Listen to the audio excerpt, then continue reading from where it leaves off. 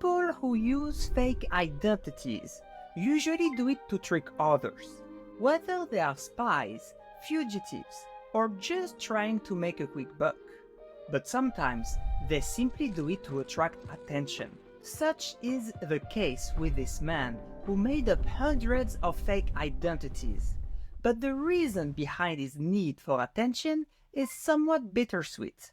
Indeed, this one-of-a-kind impostor was simply acting this way as a desperate attempt to enjoy a childhood he never had.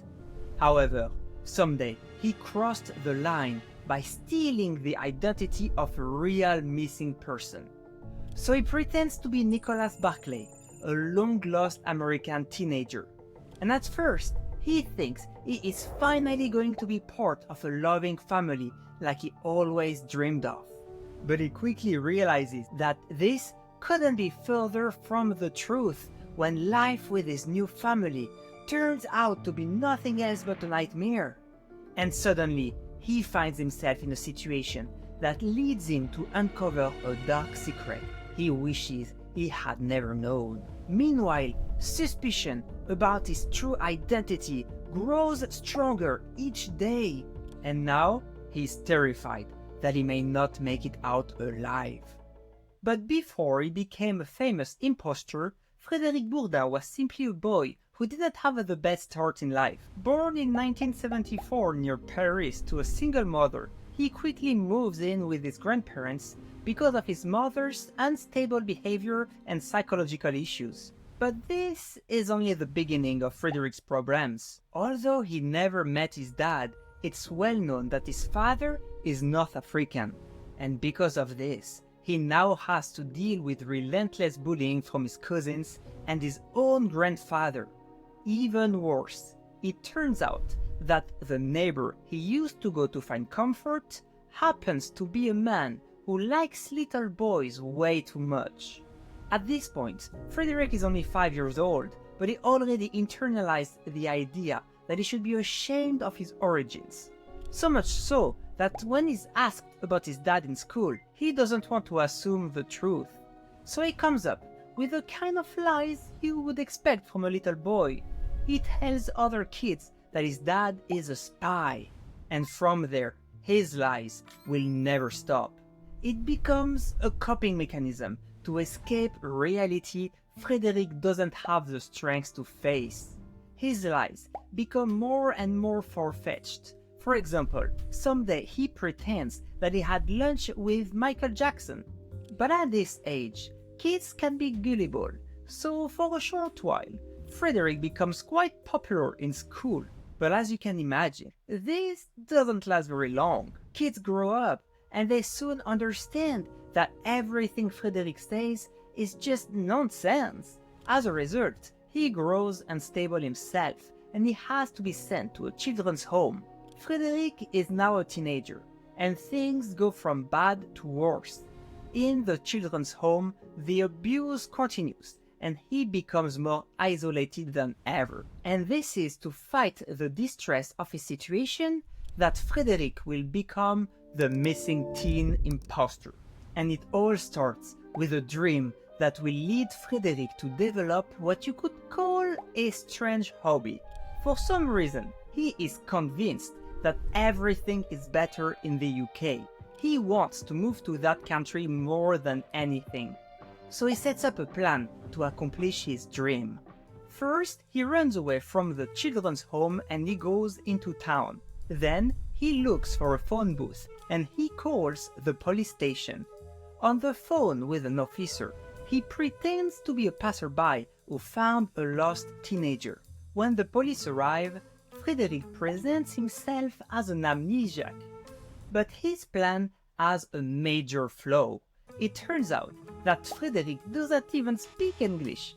Seriously, what was he thinking? Obviously, he is quickly sent back to the children's home. Although his plan failed miserably, Frederic isn't actually sad. Quite the opposite, in fact. He received a lot of attention and empathy from the people who truly believed he was a lost teenager. But the attention they showed him was such a breath of fresh air. And so, his long series of impostures begins. Times and times again, he wanders in the streets pretending to be a lost teenager. And every time, he invents a new story and a new fictional identity. Someday, he even attracts the attention of a TV show. This time, he pretends to be an amnesiac kid who is unable to speak. And suddenly, the country develops a passion for this mysterious teenager found lying down in the streets. But after revealing the truth, the interest of the public quickly fades away. And now too many people know his face, so he cannot keep playing the missing teen in France. But it's okay, because Frederic is now 18 and he can finally leave the children's home for good. Now, nothing prevents him from going to the UK. But once in England, nothing really changes for Frederic, and he keeps posing as a lost teenager again and again. It turns out that England isn't the paradise he was hoping for, so he travels all over Europe to continue his impostures. But one can only get away with it for so long before getting in trouble. Although he's looking for attention, he really doesn't want the kind of attention he is about to receive.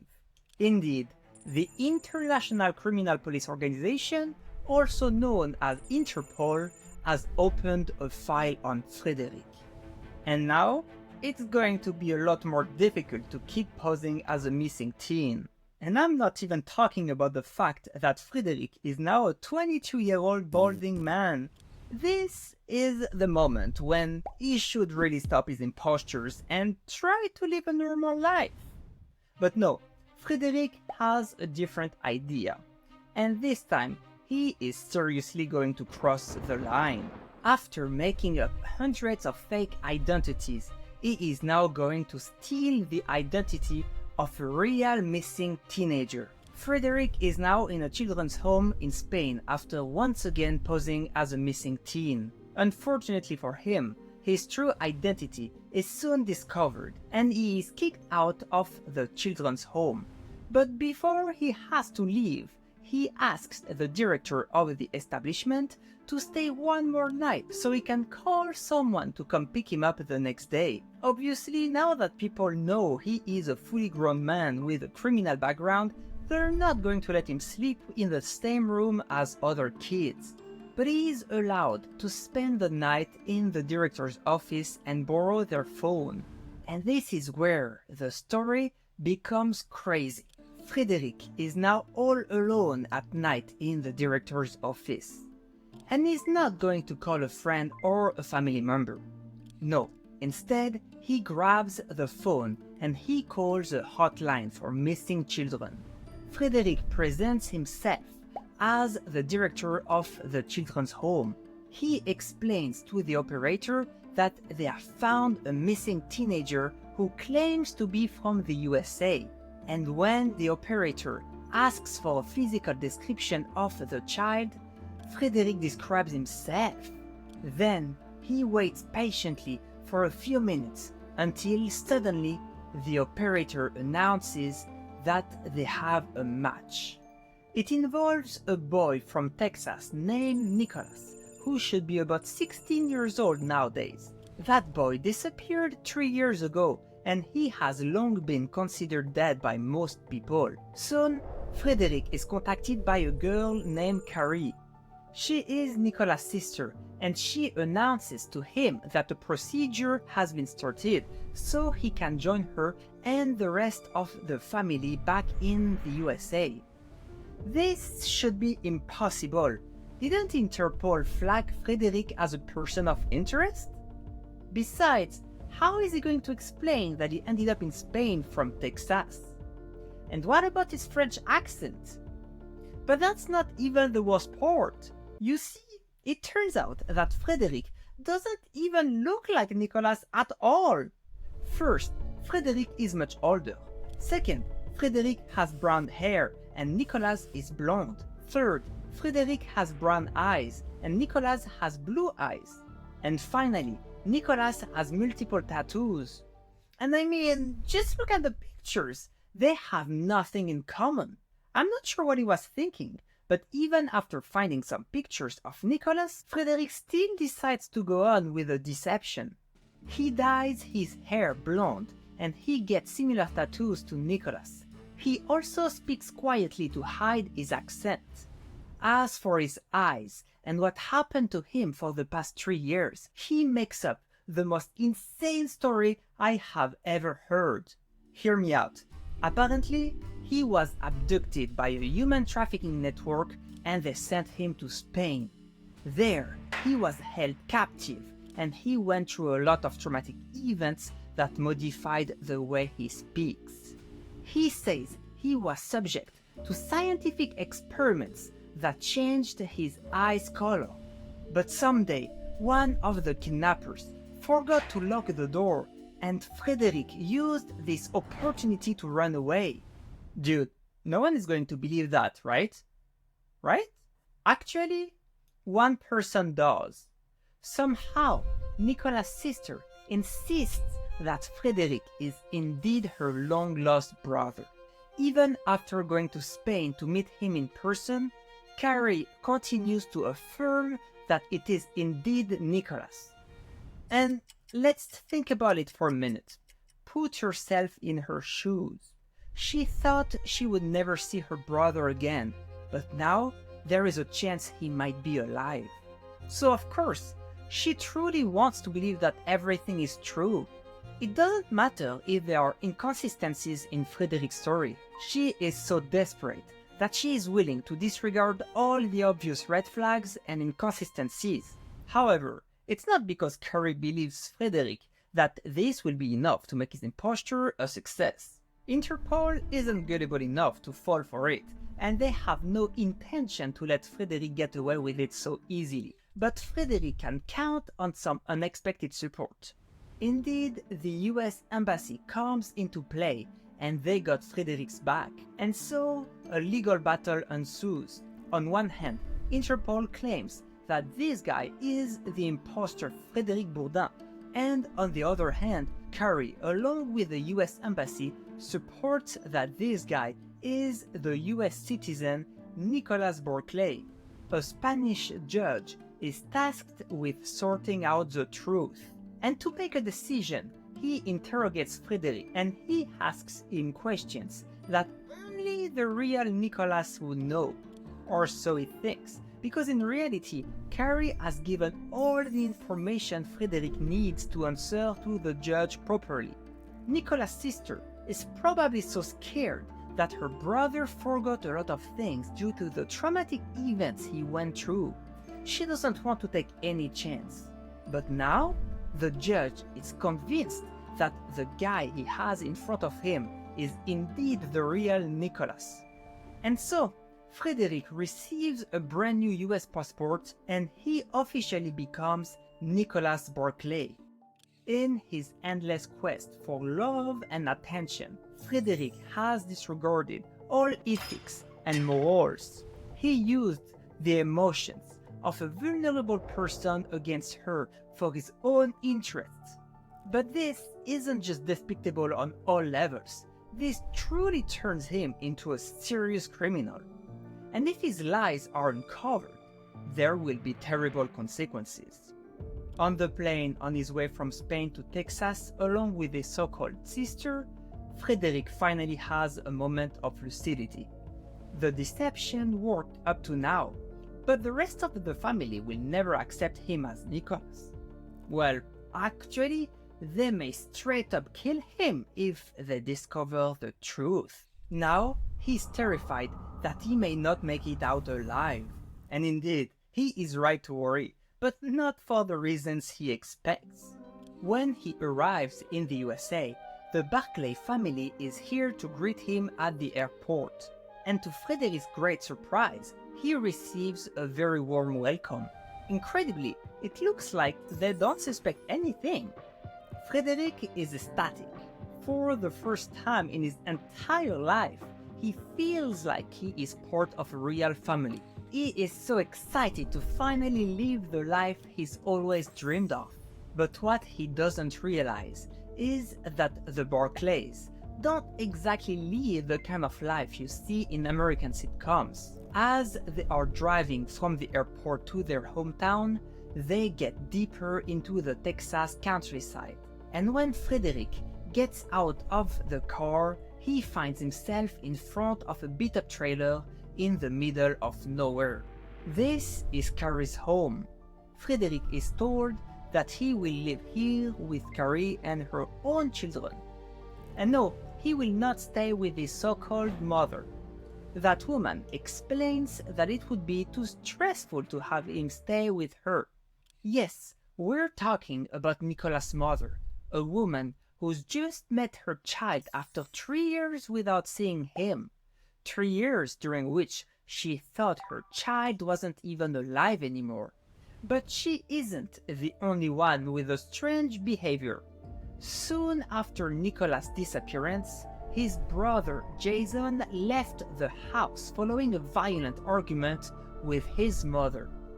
And it turns out that Jason didn't come to the airport to meet Frederic, unlike the rest of the family. But for now, Frederic couldn't care less. He begins a new life and he intends to make the best out of it. During the week, he goes to the local public high school, and on Sundays, he goes to church with the Barclay family. He tries to make friends and enjoy life with his new family. But after a few months, he understands the irony of his situation. He pretended to be Nicolas so he could be loved and enjoy a childhood he never had. However, it turns out that Nicolas' childhood wasn't much different than the one Frederic had. The Barclay family is also deeply broken. Nicolas doesn't have any relationship with his father, while his mother is addicted to various drugs and alcohol. She also remains very distant and cold with Frederic. At night, he must sleep on the floor with one of Carrie's children because there just isn't enough space for everyone in the trailer they live in. Nicolas' half-brother, Jason, is also a drug user, and he is constantly in and out of rehab. However, Frederic still prefers this life to the one he had on the other side of the Atlantic. At least here, he doesn't undergo any physical or psychological abuse. He even meets Jason. It's obvious to Frederic that Jason instantly realized that he isn't his brother. Yet, Jason doesn't say anything about it. Instead, he hugs Frederic and wishes him good luck. Frederic doesn't understand everything that's going on, but everyone is friendly with him, so he's happy to keep living as Nicolas. He can finally consider a future where he could be happy as an adult.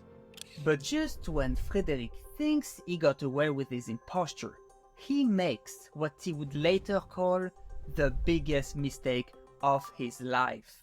I mean, think about it. A boy abducted by a human trafficking network, held captive and subject to scientific experiments for 3 years before miraculously escaping to return with his family. This isn't just a crazy story, but it's also the kind of story that everyone loves. So of course this would attract media attention. How could it not? So one day Frederic wakes up to find a bunch of journalists with cameras outside the trailer.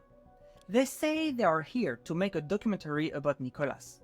And day after day, they stay by the trailer, asking questions and trying to talk with anyone from the Barclay family whenever they get the chance. However, they don't really have any luck because it makes the Barclay uncomfortable and they cannot just ignore the journalists. But you know who loves attention? That's right, Frederic is more than happy to talk to them as much as they want and to reply to all their questions. And this is a terrible mistake.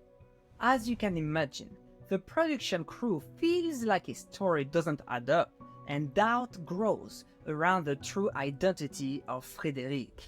The FBI is alerted and they start an investigation which honestly they should have done a long time ago already. Charlie Parker, a private investigator, meets with Frederic and right away The PI is convinced that this man isn't Nicolas. He suspects Frederic of being some kind of extremist who could be a threat to national security. This is a nightmare for Frederic, who feels like he has no choice but to run away. So he steals the family car and he drives thousands of miles up north. But after a few days, he is caught in Oklahoma and now he has to face the FBI. This is the worst case scenario for Frederic, who is now forced to do a DNA test. As he waits for the results to come back, he knows that it's only a matter of time before his imposture is exposed. But he doesn't want the FBI to be the ones to reveal his true identity. So he contacts Charlie Parker and they meet in a diner. There, Frederic looks at the detective right into the eyes and he tells him, "I am Frederic Bourdin and I am wanted by Interpol." Then Frederic goes home and he apologizes to the Barclay family for lying to them. This is a bittersweet moment for everyone. Some members of the family are shocked, while others do not react as if they already knew. Frederic is relieved to finally tell them the truth, but he also mourns the loss of a life that never belonged to him. However, saying sorry isn't enough. Frederic is arrested and he will not get a simple slap on the wrist. He is sentenced to 6 years in prison. After serving his sentence, he will be deported from the US and he will be banned from ever coming back in the country. But one question remains: what truly happened to Nicolas? Well, it turns out that the strange behavior Frederic witnessed among the Barclay family all made sense in the end. In truth, they were hiding a dark secret. One night, Frederic was at Nicolas' mother's trailer. As usual, she was drunk and under the influence of some kind of drug. Frederic was sitting on the couch, listening to her nonsensical rumbling. She had always been quite distant with him, and he had given up on the idea of building a relationship with her. So with only the two of them in the trailer, Frederic asked, "What if I told you I wasn't Nicolas?" After a short moment of silence, she looked at him and replied, "What? You think I don't know the truth? I know that Jason killed Nicolas. But you, who the fuck are you?" Suddenly, Frederic connected all the dots. Jason probably confessed killing his brother to his mom a few days after his disappearance, which explains the police reports about the violent altercation between Jason and his mom. That's also why Jason left the house. She probably kicked him out after she learned the truth. It also explains why Jason knew that Frederic wasn't Nicolas, but didn't say anything about it. After all, if Jason or his mother said anything, they would have to explain what really happened to Nicolas to the police. It turns out that Frederic was a convenient alibi to keep the secret hidden. But not everyone in the family knew about the truth. Another reason for his mother to remain quiet is that Carrie had no idea about the terrible fate Nicolas suffered. Her mother was extremely close to Carrie, and she couldn't find the resolve to let her know. Yes, it's tragic, but Carrie truly believed that Frederic was her brother. At least this is what Frederic says. Is this another lie, or is it the real story? We'll never know because in the meantime, Jason sadly passed away from an overdose. Officially, Nicolas' case will never be resolved. However, the story of the missing teen imposter isn't over yet. After spending 6 years in prison for impersonating Nicolas, Frederic is back in France, and it seems like he didn't learn his lesson. At this point, he is almost 30 years old, yet he still doesn't have a better idea than impersonating more missing teenagers. And you'd think that after 6 years in prison, he would at least go back to fake identities like he used to. But no, now he pretends to be Leo Ballet, a kid who disappeared many years ago. But once again, a DNA test quickly proved his true identity, and he spends another 4 months in jail, this time in France. When he gets out, he goes to Spain, and you guessed it, he does it again. This time, he becomes Francisco Hernandez Fernandez, a 15-year-old Spanish orphan. And for an entire month, he goes to junior high school in the 8th grade among other real teenagers. May I remind you, he is a 30-year-old man who spent multiple years in prison in different countries. Yet, here he is in the same classroom as a bunch of 14-year-old kids. This is crazy, but at least he doesn't have any bad intentions.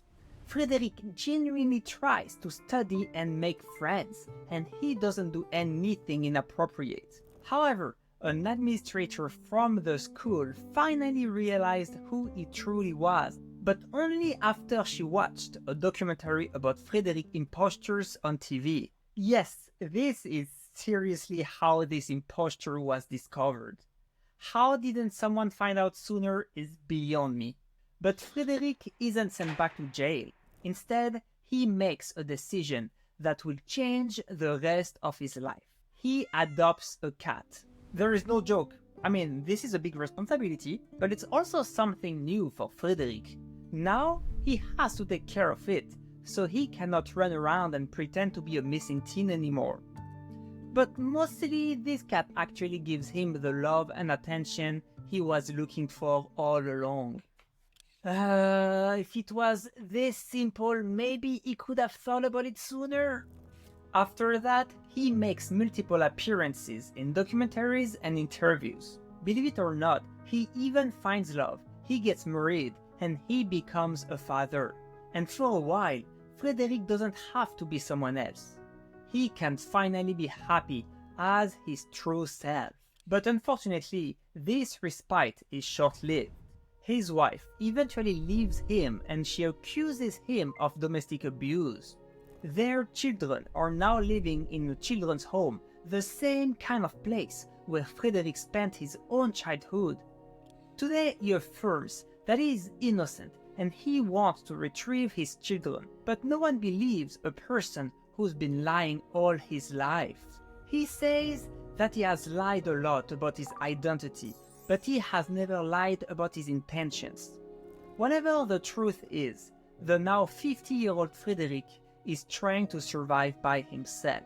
He lives on government assistance, alone in a small village in France. He has no friends and no job.